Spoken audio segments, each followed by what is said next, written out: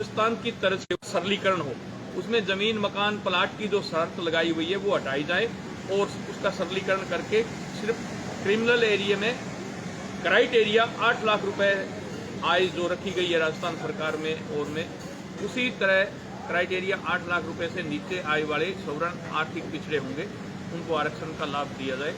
ऐसी काफ़ी मांगों को लेकर के हम उनसे मिले हैं। आने वाले बीएमसी चुनाव के लिए भी हमने टिकटों की मांग की है समाज के लिए और के लिए, और जो 5 स्टेट में आगे आने वाले चुनाव हो रहे हैं उनको लेकर के भी काफ़ी विषयों पर चर्चा हुई है।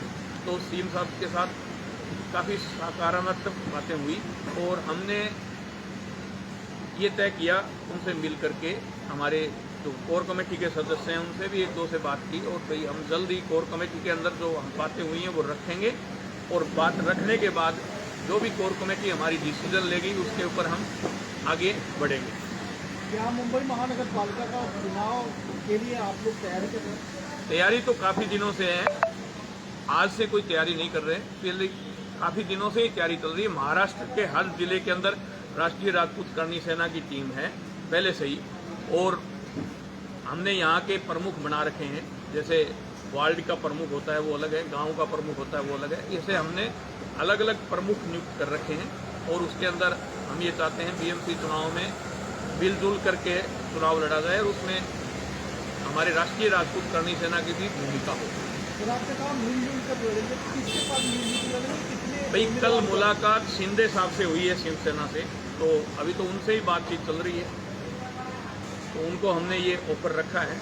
तो इसमें राष्ट्रीय राजपूत करणी सेना भी इन्वॉल्व होना चाहती है। अगर आपकी पार्टी चाहे, आप चाहो तो हम इस पर विचार विमर्श करेंगे। कितने उम्मीदवार होंगे और क्या मुद्दे रहेंगे? देखो मुद्दे तो भ्रष्टाचार, राष्ट्रवादता और देश के राष्ट्रवादता के लिए ही करणी सेना जानी जाती है। और जहां गाय के ऊपर आंच आती है, कहीं भी गरीब बहन बेटी पर आंच आती है, कहीं भी मंदिर पर आंच आती है या इस देश के नागरिक पे आंच आती है, वहाँ करणी सेना हमेशा लड़ती रही है। इतिहास संरक्षण के लिए भी हम लोग लड़ते रहे, चाहे फिल्मों के अंदर इतिहास के साथ तोड़ मरोड़ करके प्रस्तुत किया जाए तो वहाँ भी हम लोग हमेशा डट करके उनका मुकाबला किया है और आगे भी करते रहेंगे। जैसे काफ़ी मुद्दों को लेकर के हम लोगों ने, जो माँ पद्मावती के टाइम मुकदमे दर्ज हुए थे और उन पर भी मैंने ज़्यादा प्रकाश डाला है, क्योंकि वो तारीखों पर युवाओं को जाना पड़ता है। होना जाना उसमें कुछ नहीं, पर टाइम वेस्ट होता है, इसलिए सरकार ने घोषणा कर दी तो वो इनको वापस ले लेना चाहिए। क्या मुख्यमंत्री साहब की तरफ से कोई पहल की गई जिन जो मुकदमे लगाए गए हैं? मुख्यमंत्री जी के हिसाब से भी पहल की गई और पहले जो गृह मंत्री थे अनिल देशमुख, उन्होंने भी घोषणा की थी, फर्नांडिस साहब ने भी घोषणा की थी कि जो युवाओं पर मुकदमे लगे हुए हैं वो हम वापस लेंगे। देश में एक नया मामला चल रहा है, सीमा हैदर को लेकर लगातार ये कहा जा रहा है कि वह पाकिस्तानी जासूस हो सकती है। इस पर आप लोगों ने कोई विचार विमर्श किया, क्योंकि आप इस तरह के मुद्दे लगातार उठाते हैं? देखो मेरा तो ये कहना है, ये भारत की सरकारी एजेंसियां हैं उनका फेलियर है। सीमा का ये मुद्दा नहीं कि वो यहाँ किसी से प्यार करती थी वो आ गई, वो भारत की सीमा क्रॉस करके भारत में कैसे आ गई। सबसे बड़ी बात तो ये है, भारत की खुफिया तंत्र और भारत की जो एजेंसियां हैं उनको सोचना चाहिए और सोचने पे विवश होना चाहिए। तो ये एक महिला होते हुए आ गई तो वहाँ तो कोई भी आ सकता है, कैसे भी आ सकते हैं पाकिस्तान से आतंकवादी, दूसरे रास्ते से दूसरे देश के होते हुए, जैसे नेपाल होकर के आगे। तो ये सरकारी एजेंसियों को सोचना चाहिए। मैं तो ये कहना चाहता हूँ, उसको 4 बच्चे पैदा करने के बाद प्यार उमड़ा और वो भी ये भारत के एक लड़के से। क्या 4 बच्चे वैसे हंसते खेलते ही पैदा कर लिए कि उसने प्यार में नहीं हुए क्या वो, या उसने शादी नहीं की थी? तो ऐसी महिला है वो, उसकी जांच एजेंसियों को जांच करनी चाहिए भी ये मामला ओरिजिनल है क्या। करणी सेना की क्या भूमिका रहेगी इस मामले में? करणी सेना की क्या भूमिका? करणी सेना की तो यही भूमिका है कि जो जांच एजेंसियां हैं उनको सतर्क किया जाए और जो बॉर्डर के ऊपर लीकेज है उसको बंद किया जाए और आने वाले समय में ऐसे जो सोशल मीडिया के ऊपर जो विदेशों से नेटवर्क जुड़े हुए हैं, जो हमारे दुश्मन देश हैं, उनसे जो नेटवर्क में जो लोग जुड़े हुए हैं उन पर नजर रखें।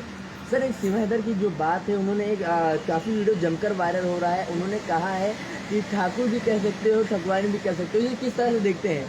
देखो मैं बताऊं भाई, ठाकुर का मतलब काफ़ी कन्वर्ट हुए हैं जो भारत के अंदर क्याम खानी राजपूत हैं, वो राजपूतों से कन्वर्ट हुए हुए राजपूत हैं, वो आज अपने आप को आज भी ठाकर समझते हैं।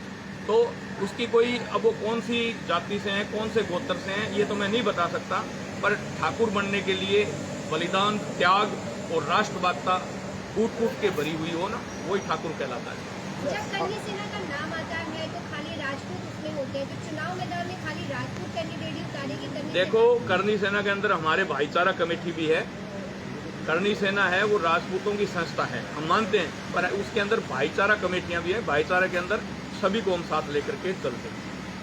सर, और जो चंद्रशेखर रावत जो है, जिसको जो है एक बार होता है, उनको फिर से जो है मतलब जो राजपूत को टारगेट किया जा रहा है। इसके पहले अमेठी के विमलेश सिंह को उन्होंने हुआ था, उसका उनके परिवार को टारगेट किया जा रहा है चंद्रशेखर रावत के जरिए। तो किस तरह से देखते हैं जब राजपूत को जो है टारगेट करने के बाद उनके परिवार को? देखो, ये टारगेट कोई किसी को भी कर सकता है।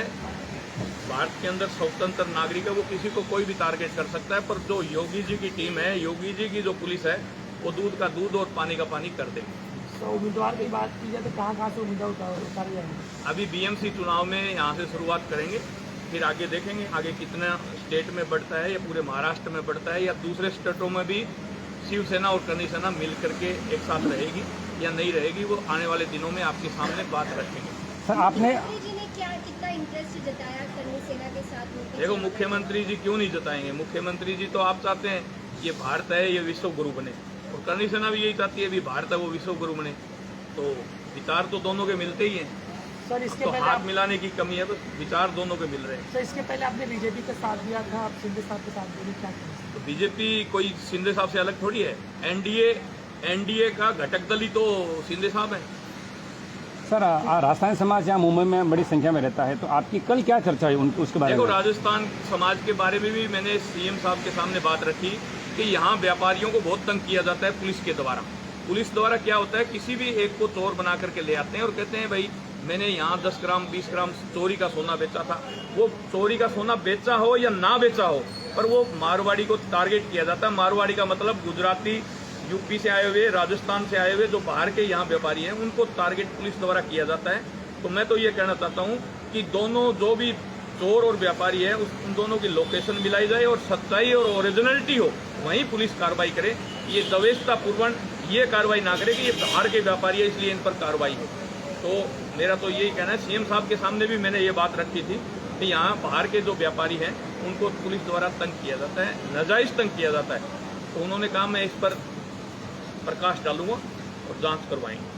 जिस तरह से देखा जाए तो यहाँ पर जो राजनीति में देखने को मिल रहा है, कभी इस पार्टी के उस पार्टी में किसी की कोई जगह नहीं नजर आ रही, इस राजनीति को आप कैसे देखो, ये तो पार्टियों के जो राष्ट्रीय अध्यक्ष हैं वो जाने, और जो जिस पार्टी से टूट करके दूसरी पार्टी में जा रहे हैं वो उनके अध्यक्ष जाने भाई किस कमी के कारण आज उनको छोड़ करके वो दूसरी पार्टी में जा रहे हैं। उनमें कोई ना कोई कमी तो रही होगी। इसलिए मैं तो यही कहना चाहता हूँ उन पार्टियों के राष्ट्रीय अध्यक्ष हैं, उनको अपनी पार्टी पर ध्यान रखना चाहिए।